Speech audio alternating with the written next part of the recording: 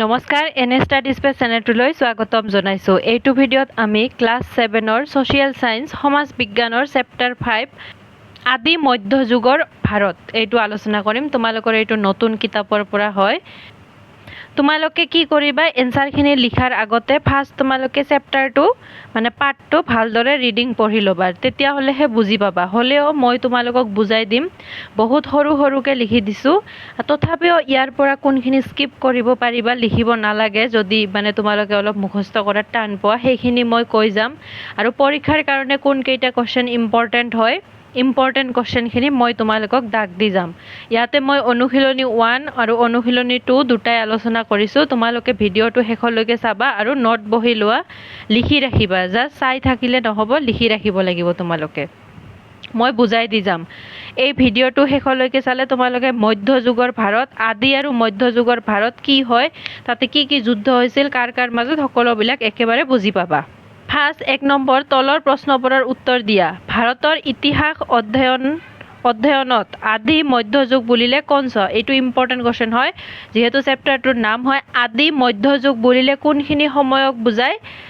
সপ্তম শতিকাৰ পৰা 12 শতিকালৈ। সপ্তম শতিকাৰ পৰা 12 শতিকালৈ প্ৰায় 500 বছৰ সময়ছোৱাক আদি মধ্যযুগ বোলে। মনত ৰাখিবা তোমালোকে এইখিনি, সপ্তম শতিকাৰ পৰা 12 শতিকালৈ। তাৰপিছত ইম্পৰ্টেণ্ট হয়, শ্বৰ্ট কুৱেশ্যন গোটেইকেইটাই ইম্পৰ্টেণ্ট হয়। ৰজাই কোনবোৰ লোকক ভূমি দান কৰিছিল? ৰজাই কোনবোৰ লোকক? ব্ৰাহ্মণ, পুৰোহিত। মনত ৰাখিবা, ব্ৰাহ্মণ, পুৰোহিত, ধৰ্মীয় স্থান আৰু নিজৰ বিষয়ববীয়াসকলক, এই তিনিটা লোকক ৰজাই ভূমি দান কৰিছিল। ব্ৰাহ্মণ, পুৰোহিত, ব্ৰাহ্মণ যিবিলাক পুৰোহিত আছে, তাৰপিছত ধৰ্মীয় স্থান আৰু নিজৰ যিবিলাক বিষয়ববীয়া আছিল তেওঁলোকক ভূমি দান কৰিছিল। আৰু এটা কি আছে, কৃষিজীৱী কৈৱৰ্তসকলকো, কৃষিজীৱীক মানে কৃষি কৰাৰ কাৰণেও কিছুমান লোকক ভূমি দান কৰিছিল। মনত ৰাখিবা, এইটো ইম্পৰ্টেণ্ট হয়। তাৰপিছত পুষ্যভূতি বংশৰ প্ৰতিষ্ঠাপক কোন? এইটো একেবাৰে মানে এটা শব্দত এনচাৰটো লিখিব পাৰিবা। পুষ্যভূতি বংশৰ প্ৰতিষ্ঠাপক প্ৰভাকৰ বৰ্ধন। ইম্পৰ্টেণ্ট হয়, ইজি হয়, মনত ৰাখিবা।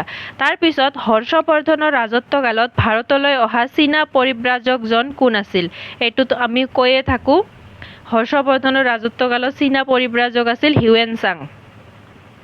ইম্পৰ্টেণ্ট হয় এইটো, মানে গোটেই লাইফ এই কুৱেশ্যনটো তোমালোকে মনত ৰাখিব লাগিব। তাৰপিছত এইটো অলপ ডাঙৰ কুৱেশ্যন, সাহিত্য আৰু ধৰ্মীয় দিশত ৰাষ্ট্ৰকূটসকলৰ অৱদানৰ বিষয়ে লিখা।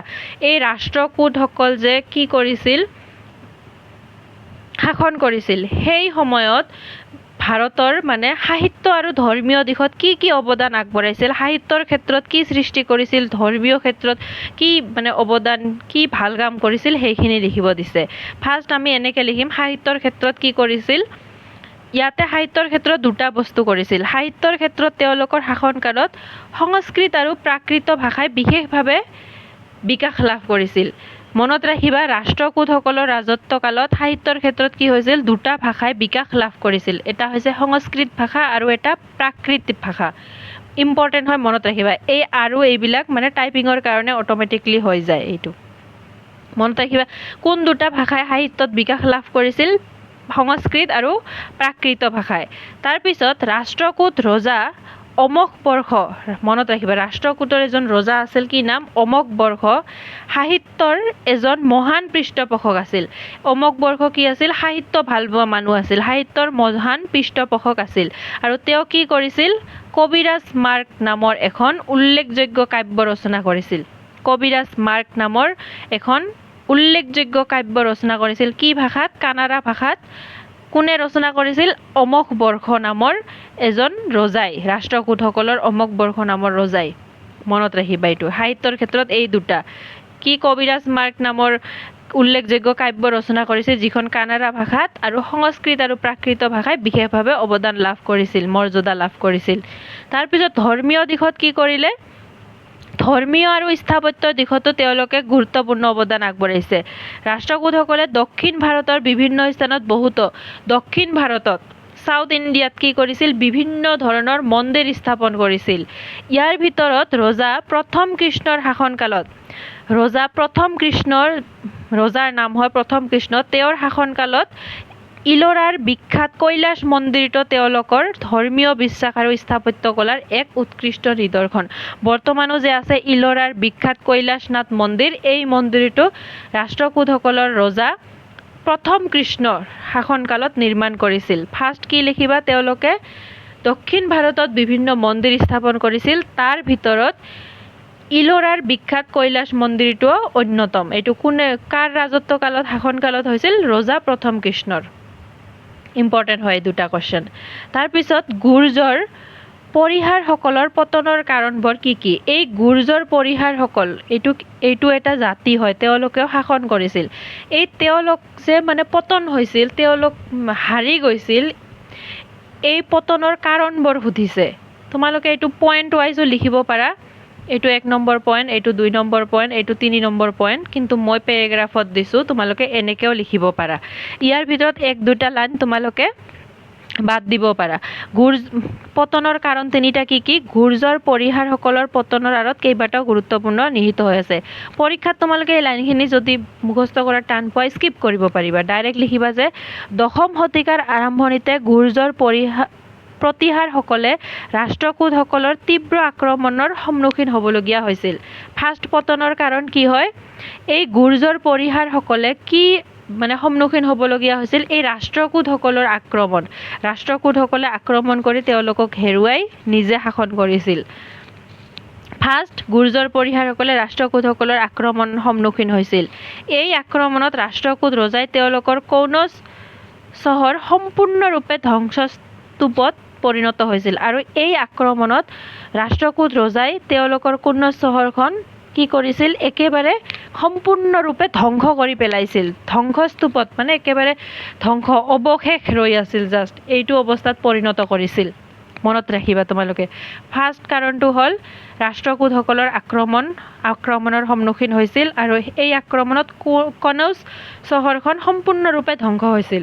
তাৰপিছত 2 নম্বৰ, এই অস্থিৰ পৰিস্থিতিৰ সুযোগ লৈ তেওঁলোকৰ অধীনত থকা প্ৰাদেশিক শাসকসকলে নিজকে স্বাধীন বুলি ঘোষণা কৰিবলৈ লৈছিল, যাৰ ফলত গুৰ্জৰ পৰিহাৰসকল যথেষ্ট নিশকতীয়া আৰু দুৰ্বল হৈ পৰিছিল। যেতিয়া তেওঁলোক এই গুৰ্জৰ প্ৰতিহাৰসকল দুৰ্বল হৈ পৰিছিল, তেতিয়া তেওঁলোকৰ আণ্ডাৰত তেওঁলোকৰ অধীনত যিবিলাক প্ৰাদেশিক শাসক আছিল, তেওঁলোকৰ অধীনত যিবিলাক শাসক আছিল, তেওঁলোকে কি কৰিছিল?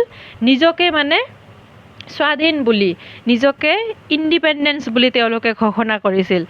তেওঁলোকে ভাবিছিল যে অলৰেডি গুৰ্জৰ প্ৰতিহাৰসকল ধ্বংস হৈ আছে, তো তেওঁলোকক কি শাসন কৰিব? সেইকাৰণে নিজকে স্বাধীন বুলি ঘোষণা কৰিছিল। এইটোও গুৰ্জৰ প্ৰতিহাৰসকলৰ কি হ'ল? পতনৰ কাৰণ। তাৰপিছত 3 নম্বৰ কাৰণটো কি হয়? একাদশ শতিকাত আৰু এটা কাৰণ, একাদশ শতিকাত কি হৈছিল? গজনীৰ চুলতান মামুদ ভাৰত আক্ৰমণ কৰিছিল একাদশ শতিকাত, আৰু তেওঁলোকৰ ৰাজনৈতিক স্থিতি একেবাৰে নিঃশেষ হৈ পৰিছিল। আৰু এই চুলতান মামুদৰ ভাৰত আক্ৰমণৰ ফলত তেওঁলোকৰ যিখিনি ৰাজনৈতিক স্থিতি আছিল, সেইখিনিও একেবাৰে নিঃশেষ হৈ পৰিছিল। আৰু এনেদৰেই এই শক্তিশালী ৰাজবংশটোৰ পতন ঘটিছিল। 3টা কাৰণ মনত ৰাখিবা। ফাৰ্ষ্ট, তেওঁলোকে ৰাষ্ট্ৰকূটসকলৰ তীব্ৰ আক্ৰমণৰ সন্মুখীন হৈছিল, আৰু এই পৰিস্থিতিৰ সুযোগ লৈ নিজৰ অধীনত থকা প্ৰাদেশিক শাসকসকলে নিজকে স্বাধীন বুলি ঘোষণা কৰিছিল, আৰু একাদশ শতিকাত গজনীৰ চুলতান মামুদৰ আক্ৰমণৰ ফলত তেওঁলোকৰ যিখিনি ৰাজনৈতিক স্থিতি আছিল, সেইখিনিও নিঃশেষ হৈ পৰিছিল।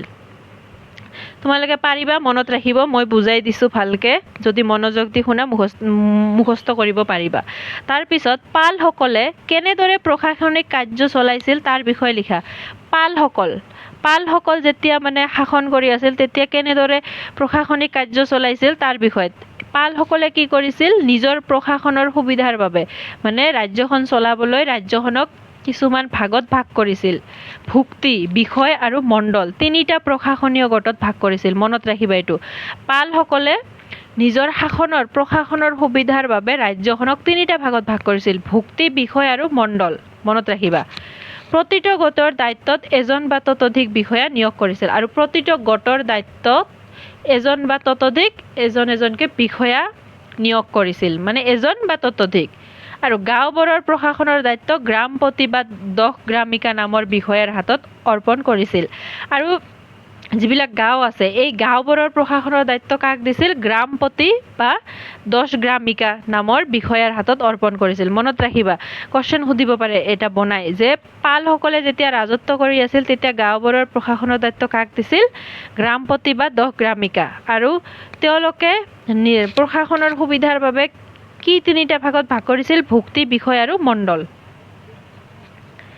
তাৰ পিছৰ কোৱেশ্চনটো প্ৰশাসনিক সুবিধাৰ বাবে ৰাষ্ট্ৰকূট আৰু গুৰ্জৰ পৰিহাৰসকলে নিজৰ নিজৰ ৰাজ্যবোৰক কি ভাগত ভাগ কৰিছিল মানে শাসন চলোৱাৰ সুবিধাৰ বাবে ৰাষ্ট্ৰকূটসকলে নিজৰ ৰাজ্যখনক কি ভাগত ভাগ কৰিছিল আৰু গুৰ্জৰ প্ৰতিহাৰসকলে কি ভাগত ভাগ কৰিছিল ফাৰ্ষ্ট মনত ৰাখিবা ৰাষ্ট্ৰকূটসকলে প্ৰশাসনৰ সুবিধাৰ ৰাজ্যখনক কি ভাগত ভাগ কৰিছিল ৰাষ্ট্ৰ ব্ৰেকেটত প্ৰদেশ বিষয় মানে জিলাক বিষয় তাৰপিছত ভুক্তি নামৰ তিনিটা প্ৰধান ভাগত ভাগ কৰিছিল কি তিনিটা ৰাষ্ট্ৰ বা প্ৰদেশ বিষয় বা জিলা আৰু ভুক্তি নামৰ এই তিনিটা প্ৰধান ভাগত ভাগ কৰিছিল ৰাষ্ট্ৰকূটসকলে আৰু গুৰ্জৰ প্ৰতিহাৰসকলে কি ভাগত ভাগ কৰিছিল ইয়াতে এটা ৰাজ্য আছে এনেকৈ দিবা ৰাজ্য গুৰ্জৰ প্ৰতিহাৰসকলে 4টা ভাগত ভাগ কৰিছিল এটা ৰাজ্য প্ৰদেশ ভুক্তি আৰু মণ্ডল মনত ৰাখিবা গুৰ্জৰ প্ৰতিহাৰসকল 4টা ভাগত ৰাজ্য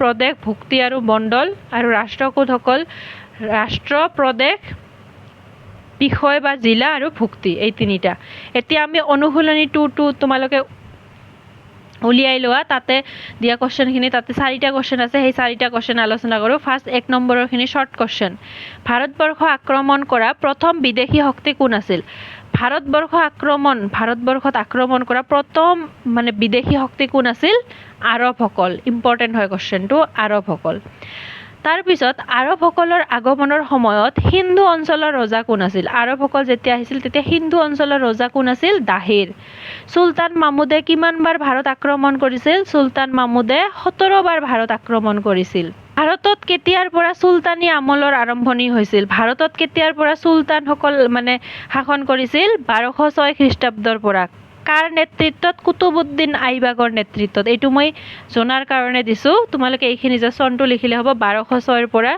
কুতুবউদ্দিন আইবাকৰ নেতৃত্বত ভাৰতৰ সুলতানী আমলৰ আৰম্ভণি হৈছিল তাৰ পিছত আৰবসকলে কোন অঞ্চলত নিজৰ শাসন বিস্তাৰ কৰিছিল আৰবসকল যে আছিল ভাৰতৰ কোন অঞ্চলত নিজৰ শাসন মানে বিস্তাৰ কৰিছিল আহি তাতে মানে শাসন কৰিছিল সেই ৰজাবিলাকক হেৰুৱাই ফাৰ্ষ্ট আগততো পাকিস্তান আৰু ভাৰত একেলগত আছিল সেই কাৰণে পাকিস্তানৰ হিন্দু প্ৰদেশৰ দেৱাল বৰ্তমান মানে কি হৈ আছে হিন্দু প্ৰদেশৰ দেৱাল সেই ঠাইত কি কৰিছিল নিজৰ শাসন বিস্তাৰ কৰিছিল তাৰ পিছত ব্ৰাহ্মণবাদত কৰিছিল হায়দৰাবাদ আৰু মুলতান অঞ্চলত নিজৰ শাসন বিস্তাৰ কৰিছিল 4টা অঞ্চল মনত ৰাখিবা আৰবসকল বৰ্তমান পাকিস্তানৰ হিন্দু প্ৰদেশৰ দেৱাল ব্ৰাহ্মণবাদ হায়দৰাবাদ আৰু মুলতান অঞ্চলত এই কোৱেশ্চনটো বহুত বেছি ইম্পৰ্টেন্ট হয় তৰাইনৰ প্ৰথম আৰু দ্বিতীয় যুদ্ধ কেতিয়া আৰু কাৰ মাজত হৈছিল বহুত বেছি ইম্পৰ্টেন্ট হয় এইটো তৰাইনৰ প্ৰথম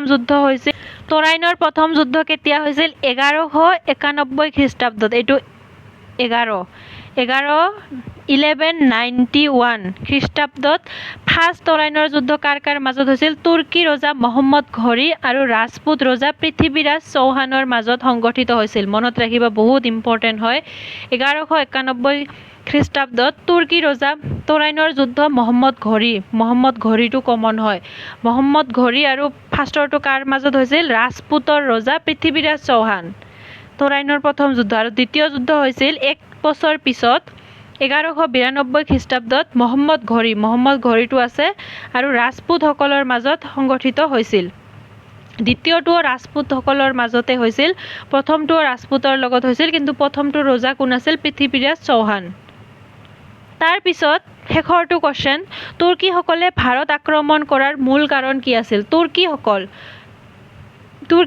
ভাৰত আক্ৰমণ কৰাৰ মূল কাৰণ কি আছিল সুলতান মাহমুদ ফাৰ্ষ্ট কোনে কৰিছিল সুলতান মাহমুদ তুৰ্কীসকলৰ হয় সুলতান মাহমুদ কিহৰ কাৰণে আক্ৰমণ কৰিছিল ভাৰতত লুটপাট কৰাৰ কাৰণে মানে দুটা উদ্দেশ্য আছিল ভাৰত আক্ৰমণৰ তুৰ্কীসকলৰ ফাৰ্ষ্ট কাৰণটো আছিল ভাৰতত লুটপাট মানে বহুত বেছি সম্পত্তি লৈ যোৱাৰ কাৰণে কৰিছিল এইটো কোনে কৰিছিল সুলতান মাহমুদে কিন্তু ছেকেণ্ডটোৰ মানে ক্ষেত্ৰত উদ্দেশ্যটো চেঞ্জ হৈ গ'ল। দুই শতিকাৰ মানে 200 বছৰমান পিছত কি হ'ল, মহম্মদ ঘড়ী যেতিয়া মানে কি কৰিলে, ভাৰতত মানে আক্ৰমণ কৰিলে, সেইটো কিহৰ কাৰণে কৰিলে, এইবাৰ মানে তেওঁলোকে ভাৰতত শাসন বিস্তাৰ কৰাৰ কাৰণে কৰিলে, ভাৰতত লুটপাট কৰাৰ কাৰণে নহয়, শাসন বিস্তাৰ কৰাৰ কাৰণে কৰিলে।